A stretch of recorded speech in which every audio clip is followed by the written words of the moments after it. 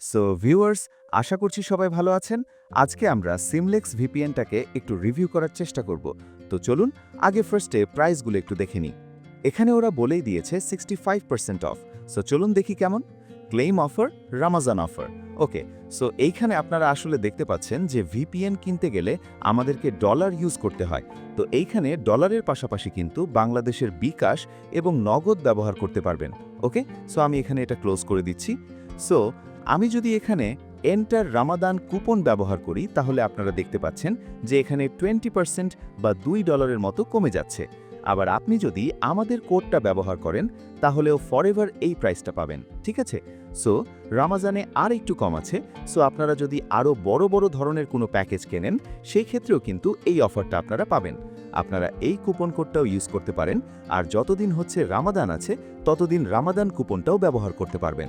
So okay, চলুন আমরা দেখে আসি যে অ্যাকচুয়ালি ভিপিএনটা কেমন কাজ করে। আর আপনারা এখানে দেখতেই পাচ্ছেন যে আপনারা এখান থেকে বিকাশ থেকে নগদ থেকে কিন্তু কিনতে পারছেন। সো এখানে আপনাকে একটা ভ্যালিড ইমেল অ্যাড্রেস দিয়ে দিতে হবে। ইমেল অ্যাড্রেস দিয়ে আপনি এখানে চেক আউট করবেন। চেক আউট করলে আপনাকে চেক আউট পেজে নিয়ে চলে যাবে এবং সেখান থেকে আপনি সকল ধরনের পেমেন্ট প্রসেসিং অপশন পেয়ে যাবেন। তো চলুন আগে আমরা আমাদের অ্যাকাউন্টে লগ ইন করি। সো ভিউয়ার্স, আপনারা দেখতে পাচ্ছেন এইটা হচ্ছে সিমলেক্স ভিপিএন এর হোম পেজ এবং এখান থেকে আমরা চলে যাব মাই অ্যাকাউন্টে। অলরেডি আমার একটা অ্যাকাউন্ট নেওয়া রয়েছে। সো আপনারা এখানে দেখতে পাচ্ছেন যে আমার একটা প্রিমিয়াম অ্যাকাউন্ট নেওয়া রয়েছে এবং সেটার মেয়াদ এখানে 30 দিনের মান্থলি একটা প্যাকেজ নেওয়া রয়েছে। সো একটু নিচে নামলেই আপনারা দেখতে পারবেন যে এখানে অনেকগুলা তাদের অ্যাভেলেবল অপশন রয়েছে, যেমন অ্যান্ড্রয়েডের অপশন রয়েছে, ম্যাক ওএসের অপশন রয়েছে, অ্যাপেলের অপশন রয়েছে, উইন্ডোজের অপশন রয়েছে, হুয়াওয়ের অপশন রয়েছে এবং অ্যামাজনের অপশন রয়েছে।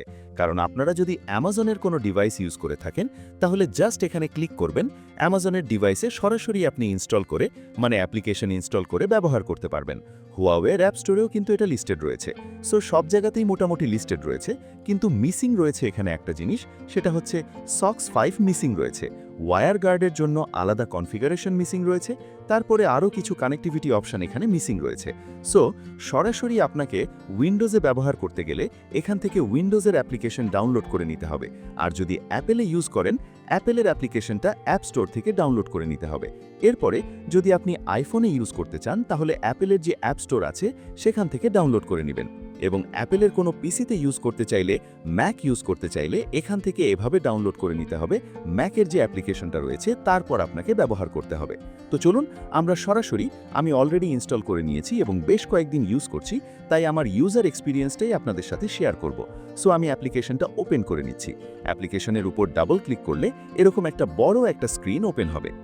আমি খেয়াল করেছি অন্যান্য ধরনের যে অ্যাপ্লিকেশনগুলো আছে ভিপিএনে, সেগুলো কিন্তু মোটামুটি ছোট সাইজের হয়, তবে এইটাও একটু বড় সাইজের, এবং বড় সাইজের হওয়াতে বেশ সুবিধা রয়েছে। আপনি লেখাগুলো অনেক বড় বড় এবং খুব সুন্দরভাবে আপনি লেখাগুলো দেখতে পারবেন। সো উপরে রয়েছে লয়ালিটি সার্ভার। লয়ালিটি সার্ভারটা মান্থলি প্যাকেজের ভেতরে আমি ব্লক দেখতে পাচ্ছি, সো ক্লোজ করে দিচ্ছি এটা। হাই স্পিড সার্ভারটা ওপেন রয়েছে এখানে দেখতে পাচ্ছি, এবং এখানে মোটামুটি অনেকগুলো পপুলার কান্ট্রি বা পপুলার লোকেশন রয়েছে। এরপরে দেখতে পাচ্ছি অ্যাড ব্লকিং সার্ভার, এটাও ওপেন রয়েছে। গেমিং সার্ভারের মধ্যে বেশ অনেকগুলো গেমিং সার্ভার রয়েছে, যেমন পাবজি গ্লোবালের জন্য আলাদা একটা সার্ভার করে দেওয়া রয়েছে, পাবজি গ্লোবালের জন্য আরও একটা সার্ভার করে দিয়েছে, মোট 2টা সার্ভার করে দেওয়া রয়েছে। ফ্র্যাঙ্কফুর্ট রয়েছে। সো গেমিংয়ের জন্য এখানে মোটামুটি 5-6টা সার্ভার রয়েছে। এবং স্ট্রিমিং সার্ভার, যারা স্ট্রিমিং করেন ইউটিউব, ফেসবুক, তারপরে হচ্ছে ওটিটি প্ল্যাটফর্ম যেগুলো আছে এইচবিও, নেটফ্লিক্স, সেগুলোর জন্য কিন্তু আলাদাভাবে সার্ভার করা আছে। এবং যেমন ধরেন হুলুর জন্য এটা, হটস্টারের জন্য এটা, সনি লিভের জন্য এটা, জি5-এর জন্য আলাদা করে দিয়ে দেওয়া রয়েছে, ডিজনির জন্য এটা, সো নেটফ্লিক্সের জন্য এটা, এইচবিও ম্যাক্সের জন্য এটা। তো এইগুলো আলাদাভাবে একদম ডিফাইন করে দেওয়া রয়েছে, এগুলো আপনারা স্ট্রিমিং সার্ভারের জন্য ব্যবহার করবেন। এরপরে আপনারা তো দেখতেই পাচ্ছেন কান্ট্রিগুলো সব আনলক করা রয়েছে, যেখানে আপনি যদি ফ্রিতে থাকেন তাহলে হয়তোবা মিনিমাম কয়েকটা আনলক থাকে। সো বাংলাদেশের ক্ষেত্রেও কিন্তু আপনারা দেখতে পাচ্ছেন যে 4টা সার্ভার আনলক করা রয়েছে এবং 3টা সার্ভার লয়ালিটি সার্ভার হিসেবে রয়েছে। সো আমরা এখন যেটা করব, আমরা একটা কান্ট্রিকে কানেক্ট করব এবং কানেক্ট করে দেখব যে আসলে এখানে স্পিড কেমন। সো আগেই আমি কানেক্ট করে নিয়েছি, আমার স্পিডটা আগে দেখানো উচিত ছিল। ওকে, সো আমি এখানে যেটা করব, আমি এখানে হুয়ের দিয়ে নিব। হুয়ের দিয়ে নিয়ে দেখব যে আমাদের আইপিটা সঠিকভাবে কানেক্ট হয়েছে কিনা। সো আমাকে ফার্স্ট টাইম জিজ্ঞেস করছে। সো আমি দেখতে পাচ্ছি যে আইপি এর ক্যাটাগরিটা মোটামুটি মিড লেভেল রয়েছে। এখানে দেখতে পাচ্ছি 70% মডারেট রয়েছে আইপির কোয়ালিটিটা। এবং সাইপ্রাস লেখা ছিল এবং সাইপ্রাসে কানেক্ট হয়েছে। সো আমরা একটু এখন স্পিড টেস্ট করে দেখব। সো ওকে, এখানে ব্রেইন স্টর্ম নেটওয়ার্ক নামের একটা আইএসপির আইপি ইউজ করছে। তো আমরা এটাকে স্পিড টেস্টে দিয়ে দিচ্ছি। স্পিড টেস্টে দিলে দেখি স্পিড কেমন পাওয়া যায়। সো স্পিড টেস্ট এখনও শুরু হয়নি, দেখা যাক। স্পিড টেস্ট এই যে শুরু হলো কেবল। আমরা দেখতে পাচ্ছি পিং মোটামুটি হাই এবং স্পিড টেস্টে দেখতে পাচ্ছি 20+ Mbps। হ্যাঁ, ভালোই, মোটামুটি ভালো স্পিড পাওয়া যাচ্ছে। 40-এর ঘরে চলে গেছে। হ্যাঁ, আমার আইএসপি আমাকে 40-45-এর মতো স্পিড দেয়, তাই দেখতে পাচ্ছি ফুল স্পিডই এখানে পাচ্ছে। সো আমি ডট ইন্টারনেট ইউজ করছি, ডট ইন্টারনেট নেটওয়ার্ক ইউজ করছি। সো ডট ইন্টারনেট নেটওয়ার্কে মোটামুটি স্পিড এটাতে আমি বলবো সন্তোষজনক। এবং এখানে দেখতে পাচ্ছেন যে আপলোড স্পিডটা কিন্তু সন্তোষজনক না। আপলোড স্পিড আরও ভালো হওয়া উচিত ছিল। ডাউনলোড স্পিড এনাফ ভালো, অন্তত 10-15-এর মতো আপলোড স্পিড হওয়া উচিত ছিল। ওকে, সো আমরা নেক্সট কোনো একটা কান্ট্রি কানেক্ট করব। সো আমরা কম্বোডিয়া বা কলম্বিয়া কানেক্ট করছি।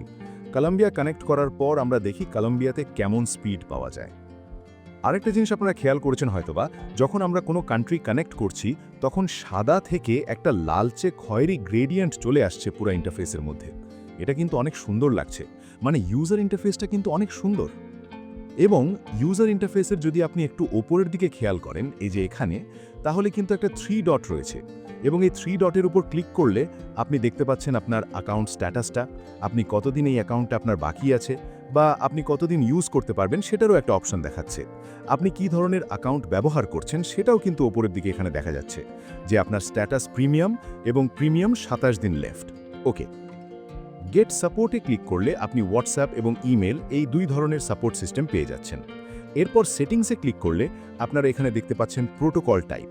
আপনারা এখানে 7টা প্রোটোকল ইউজ করতে পারবেন, কিন্তু প্রোটোকলগুলো আসলে কি সেটা কিন্তু এখানে উল্লেখ করা নেই।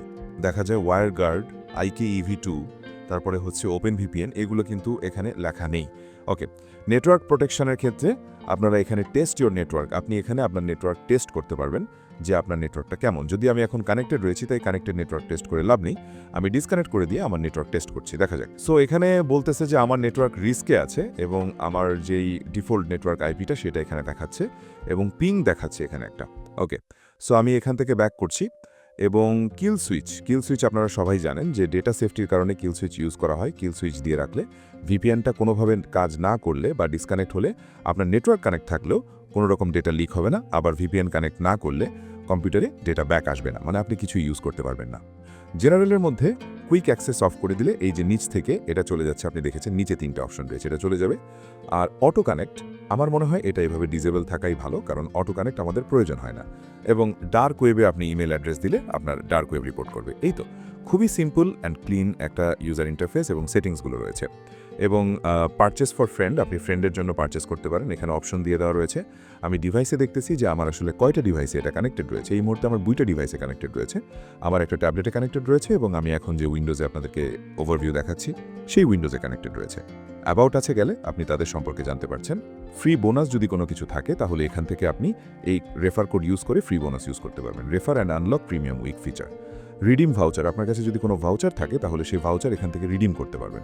মনে করেন আপনি ভাউচার কার্ড কিনেছেন, সেটাও এখানে রিডিম করতে পারবেন। প্লে স্টোর বা অন্য কোথাও রেট করে দিতে পারেন, সেটা ওদের জন্য বেটার হবে। আর আমরা তো রিভিউ করছি, আপনারা ইউটিউব থেকে দেখে নিতে পারবেন। সো এই ছিল মোটামুটি ইউজার ইন্টারফেস। তো আমরা একটা কাজ করি, আমরা গেমিং সার্ভারটায় কানেক্ট করি, একটা পাবজি গ্লোবালে কানেক্ট করি। ক্লোজ, কানেক্টেড হয়ে গেছে। সো আমরা এখন এক কাজ করব, এটাকে একটু স্পিড টেস্ট করে দেখব যে এটার স্পিড কেমন আসে এবং পিং বা আদার্স ইস্যুগুলো কেমন আছে। সো আমরা দেখতে পাচ্ছি এটা ডিজিটাল ওশানের থেকে পিয়ারিং করানো, ডিজিটাল ওশানের আইপি ব্যবহার করছে।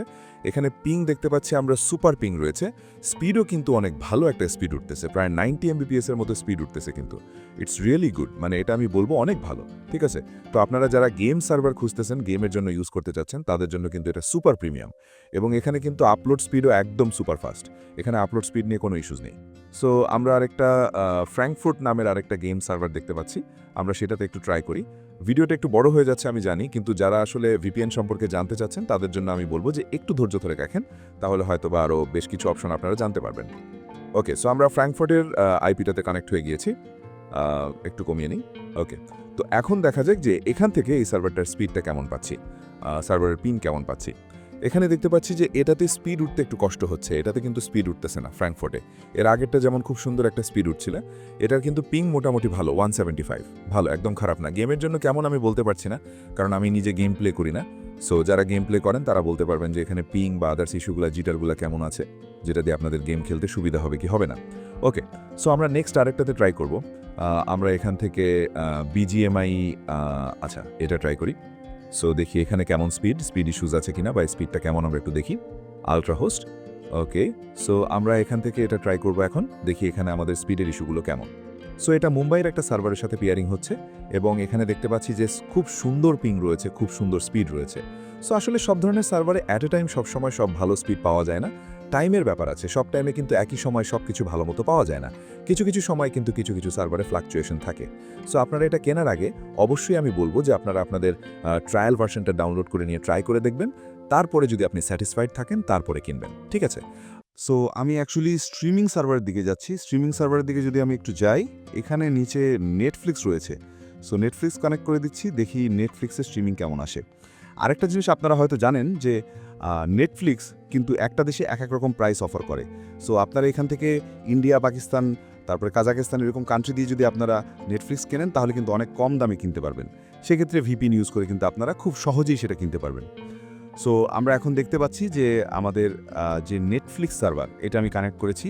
এখন দেখি যে এটার স্পিড কেমন আছে। এটা পিং কিন্তু হাই রয়েছে, পিংয়ের ইস্যু কিন্তু হাই রয়েছে, এবং নেটফ্লিক্স লেখা থাকলেও যে স্পিড পাচ্ছে, এই স্পিডে নেটফ্লিক্স কিন্তু ভালো মতো চলবে না।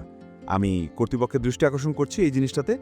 নেটফ্লিক্সের জন্য আপনারা যেটা রিকমেন্ড করেছেন সেটাতে কিন্তু স্পিড ইস্যুজ আছে।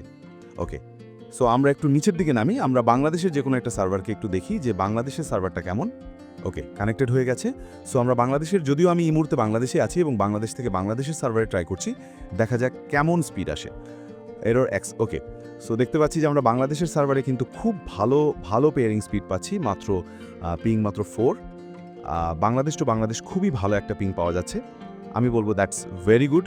ওকে, অ্যান্ড দেন আমরা আপলোড স্পিড দেখি একটু, আপলোড স্পিডও সেম, খুবই সুন্দর আপলোড স্পিড পাওয়া যাচ্ছে।